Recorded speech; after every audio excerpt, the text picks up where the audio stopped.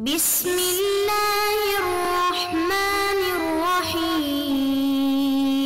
بسم الله الرحمن الرحيم. الحمد لله رب العالمين والعاقبة للمتقين والصلاة والسلام على أشرف الخلق والمرسلين وعلى آله وأصحابه وأتباعه أجمعين. أما بعد.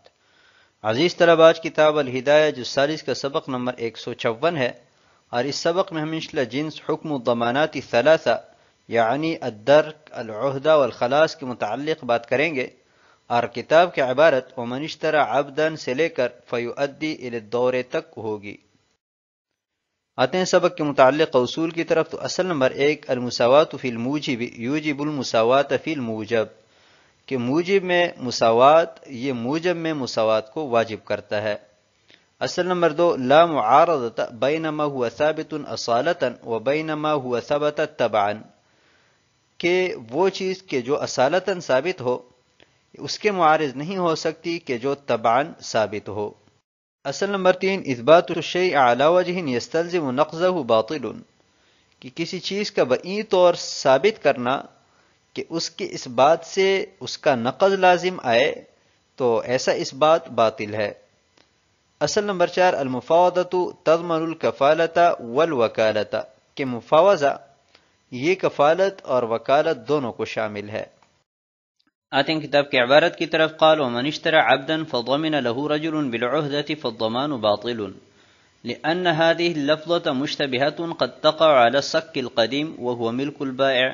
فلا يصح ضمانه، وقد تقع على العقد وعلى حقوقه وعلى الدرك وعلى الخيار، ولكل من ذلك وجه فتعذر العمل بها، بخلاف الدرك لأنه استعمل في ضمان الاستحقاق عرفا،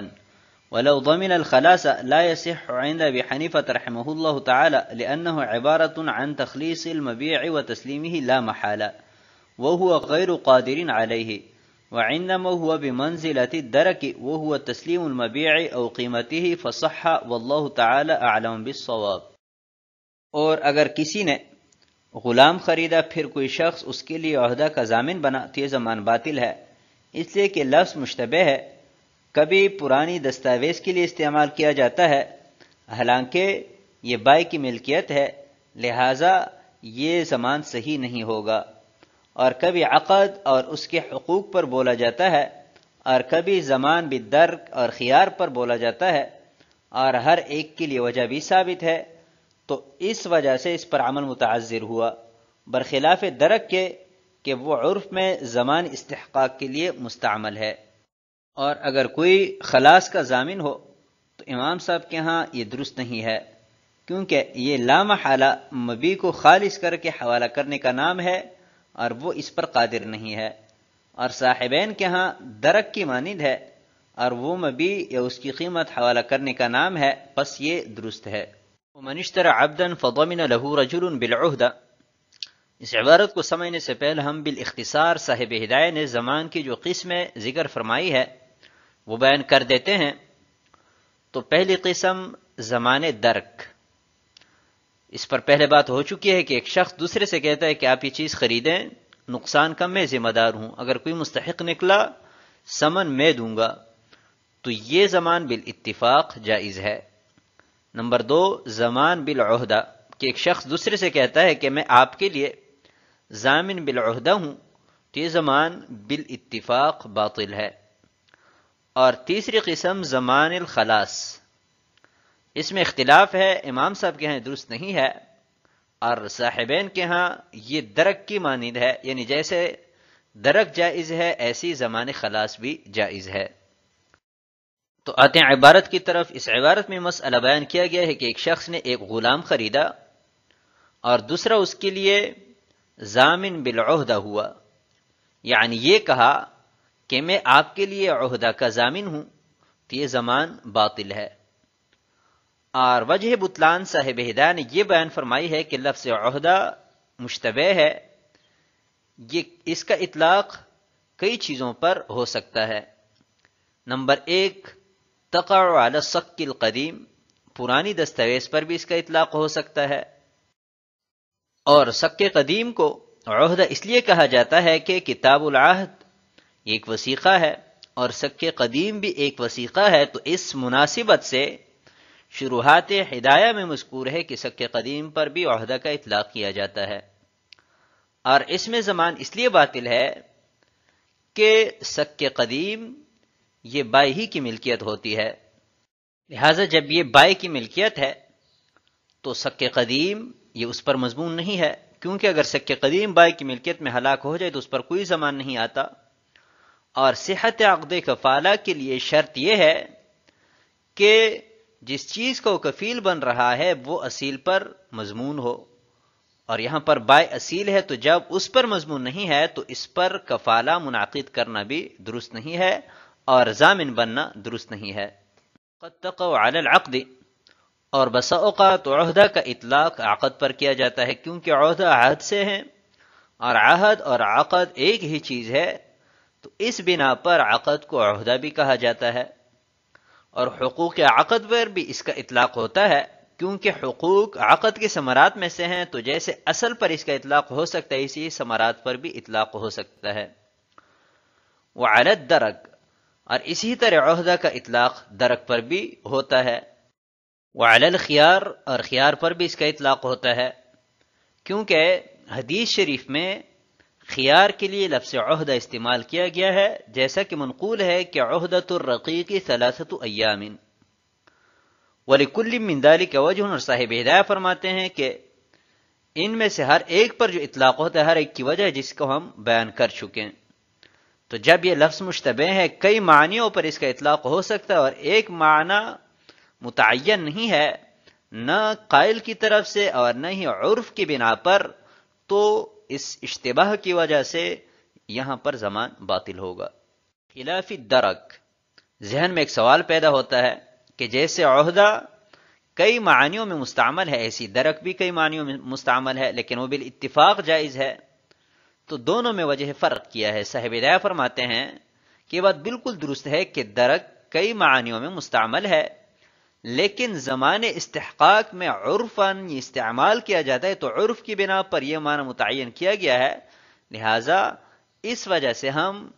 درک کے جواز کے بالاتفاق قائل ہے۔ لو ضمن الخلاص، یہ زمان کی تیسری قسم ہے کہ ایک شخص نے مثلا ایک غلام خریدا اور دوسرا خلاص کا ضامن بنا، یعنی یہ کہا کہ تمام چیزوں سے بالکل خالص کر کے مبیع میں آپ کو حوالے کروں گا، تو اس کے جواز اور عدم جواز میں امام صاحب اور صاحبین کا اختلاف ہے۔ امام صاحب فرماتے ہیں کہ درست نہیں ہے، کیونکہ کفیل کی بس میں ہی نہیں ہے کہ وہ مبیع بالکل خالص کر کے وہ حوالہ کریں، کیونکہ ممکن ہے کہ اس وقت تو کوئی مستحق نہ ہو، اس کے بعد کوئی مستحق نکلے اور وہ بینہ سے اپنے استحقاق کو ثابت کریں، تو یہ چونکہ ممکن نہیں ہے، کفیل کے بس میں نہیں ہے، تو ہر وہ چیز جس پر کفیل قادر نہ ہو اس میں کفالہ جائز نہیں ہوتا۔ وَعِندَهُمَا هُوَ بِمَنزِلَةِ الدَّرَك، اور صاحبین فرماتے ہیں کہ خلاص بھی درک کے معنی ہے کہ درک میں چونکہ اگر کفیل مبیع کے حوالے پر قادر ہو تو مبیع حوالے کرتا ہے، اور اگر اس سے عاجز آیا تو ثمن حوالے کرتا ہے۔ اسی خلاص میں اگر وہ بالکل خالص کر کے مبیع کو حوالے کر سکا تو فبیہا، وگرنہ ثمن تو حوالے کر ہی لے گا۔ تو یہ چونکہ درک کی مانند ہے، تو جیسے درک بالاتفاق جائز ہے ایسی خلاص بھی جائز ہونا چاہیے۔ اور صاحب ہدایہ کی صنیع سے معلوم ہوتا ہے کہ ان کے ہاں راجح قول وہ صاحبین کا ہے، اس لیے کہ صاحبین کے قول اور دلیل کو آخر میں ذکر فرمایا ہے۔ آتے ہیں اگلی عبارت کی طرف، کفالۃ الرجلین، قالوا اذا كان الدين على 2 وكل واحد منهما كفيل عن صاحبه كما اذا اشترى عبدا ب1000 درهم وكفل كل واحد منهما عن صاحبه فما أدى أحدهما لم يرجع على شريكه حتى يزيد ما يؤديه على النصف فيرجع بالزيادة، لأن كل واحد منهما في النصف أصيل وفي النصف الآخر كفيل، ولا معارضة بين ما عليه بحق الأصالة وبحق الكفالة، لأن الأول دين والثاني مطالبة۔ دو آدمیوں کے کفیل بننے کا حکم، اور جب دین 2 آدمیوں پر واجب ہو اور ہر ایک اپنے صاحب کا کفیل بنے، جیسا کہ دونوں نے 1000 درہم کے عوض ایک غلام خریدا اور ہر ایک دوسرے کا کفیل بنا، تو ان دونوں میں سے ایک جو بھی ادا کرے گا اپنے شریک پر رجوع نہیں کرے گا، یہاں تک کہ ادا کردہ نصف سے زیادہ نہ ہو تو زیادتی پر رجوع کرے گا، اس لیے کہ ہر ایک نصف میں اصیل اور دوسرے نصف میں کفیل ہے، اور بحق کفالت و اصالت ان دونوں کے درمیان کوئی معارضہ بھی نہیں ہے، اس لیے کہ اول دین ہے اور ثانی مطالبہ ہے۔ اذا كان الدين على اثنين، اس عبارت میں مسئلہ بیان کیا گیا ہے کہ دو آدمیوں پر قرض ہے اور ان میں سے ہر ایک دوسرے کا کفیل بنا۔ مثلا دونوں نے مل کر ایک غلام 1000 کے عوض خریدا اور ہر ایک دوسرے کا کفیل بنا، تو ابھی ان میں سے اگر ایک ادائیگی کرتا ہے تو دوسرے پر رجوع نہیں کر سکتا، البتہ اگر نصف سے زیادہ ادائیگی کی تو زیادتی پر وہ اپنے صاحب اور شریک پر رجوع کرے گا۔ مثلا ایک کی ذمہ 500 ہے اور دوسرے کی ذمہ بھی 500 ہے، تو ابھی اگر 300 ادا کر دیے تو اب یہ کفیل دوسرے کفیل پر دوسرے شریک پر رجوع نہیں کر سکتا کہ میں نے چونکہ 300 ادا کیے ہیں لہٰذا آپ مجھے 150 دے دیں۔ 500 ادا کر دیے پھر بھی یہ رجوع نہیں کر سکتا، البتہ اگر 500 سے زیادہ میں 510 600 700 تک ادا کیے تو جتنے اضافی ادا کیے ہیں وہ اضافی اپنے شریک سے یہ لے لے گا۔ لأن كل واحد منهما في النصف اصیل، یہاں سے صاحب ہدایت تعلیل بیان فرما رہے ہیں کہ 1000 دراہم میں سے 500 میں سے ہر ایک شریک کفیل ہے اور دوسرے 500 میں وہ کفیل ہے، تو اس اعتبار سے جو 500 بحق الاصالہ واجب ہے وہ متعارض نہیں ہے ان 500 کے کہ جو بحق الکفالہ واجب ہے، یعنی 1000 میں سے 500 بحق الاصالہ واجب ہے اصیل ہونے کے اعتبار سے، اور 500 بحق الکفالہ یعنی کفیل ہونے کے اعتبار سے واجب ہے، تو ان دونوں میں آپس میں کوئی معارضہ نہیں ہے، کیونکہ ایک قوی ہے جو بحق الاصالہ واجب ہے اور جو بحق الکفالہ واجب ہے وہ ضعیف ہے، اور معارضہ کے لیے دونوں کا برابر ہونا یہ ضروری ہوتا ہے۔ لأن الاول دین، ان دونوں میں سے ایک قوی اور دوسرا ضعیف ہونے کی وجہ یہ ہے کہ جو 500 بحق الاصالہ واجب ہے وہ دین ہے، اور جو 500 بحق الکفالہ واجب ہے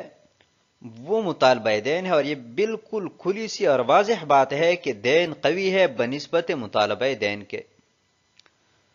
تو جب اقوا اور اضعاف کا مقابلہ ہوا تو معارضہ منتفی ہوا، کیونکہ معارضہ کے لیے دونوں کا برابر ہونا ضروری ہے۔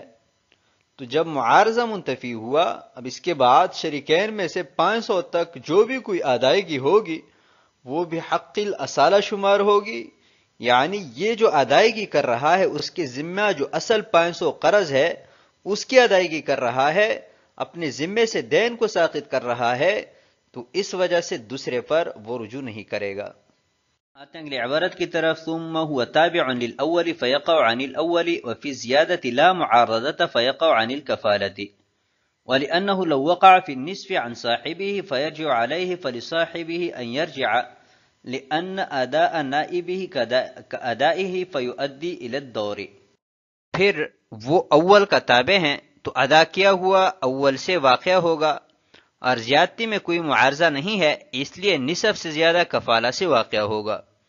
اور اس لیے کہ اگر نصف میں اس کے دوست کی طرف سے واقع ہو تو وہ اس پر رجوع کرے گا، اور پھر اس کا دوست اس پر رجوع کرنے کا حقدار ہوگا، اس لیے کہ نائب کا ادا کرنا اصل کے ادا کرنے کی طرح ہے، لہذا یہ دور کا موجب ہوگا۔ ثم هو تابع للأول، اور دوسری دلیل انتفاع معارضہ کی یہ ہے کہ مطالبہ دین یہ تابع اور فرع ہے اور دین یہ اصل ہے، کیونکہ مطالبہ دین دین کے بغیر نہیں ہو سکتا۔ تو جب ایک اصل ہے دوسرا تابع ہے تو ان دونوں میں معارضہ بھی نہیں ہوگا، کیونکہ اصل قوی ہوتا ہے بنسبت تبع اور فرع کے، لہذا جب معارضہ منتفی ہوا اس دوسری دلیل سے بھی تو 500 تک جو بھی کوئی ادائیگی ہوگی یہ بحق الاصالہ شمار ہوگی۔ وفی زیادت لا معارضۃ، 500 سے جو اضافی ادائیگی ہوگی تو زیادتی میں کوئی معارضہ ہی نہیں ہے، کیونکہ وہ بحق الکفالہ ہی واجب ہے، لہذا 500 سے اضافی ادائیگی بحق الکفالہ شمار ہوگی، اور کفالت کے بنا پر جو ادائیگی کی جائے تو صورت میں بعد الادا کفیل کو مکفول عنہ پر رجوع کا حق حاصل ہوتا ہے، بشرطیہ کہ وہ اس کی اجازت سے کفیل بنا ہو۔ وَلِأَنَّهُ لَوْ وَقَعَ فِي النِّصْفِ، یہ دوسری دلیل ہے کہ مثلا شریک اول نے 500 ادا کیے اور شریک ثانی سے کہا کہ 250 میں نے بحق الاصالہ ادا کیے ہیں اور 250 بحق الکفالہ ادا کیے ہیں، لہٰذا 250 آپ مجھے دے دیں۔ شریک ثانی دے دیتا ہے، اور پھر شریک ثانی کہتا ہے کہ آپ نے نائب بن کر ادا کیے اور نائب کا ادا کرنا اصل کے ادا کرنے کی طرح، لہٰذا آپ مجھے 250 دے دیں۔ اسی طرح یہ سلسلہ جاری رہے گا، تو اس وجہ سے بھی یہ 500 تک کی جو ادائیگی ہوگی وہ بحق الاصیل شمار ہوگی، بحق الکفیل ادائیگی شمار نہیں ہوگی، کیونکہ تسلسل لازم آتا ہے اور تسلسل باطل ہے۔ تو آج کے سبق کو ہم اسی پر ختم کرتے ہیں۔ والسلام علیکم ورحمۃ اللہ وبرکاتہ۔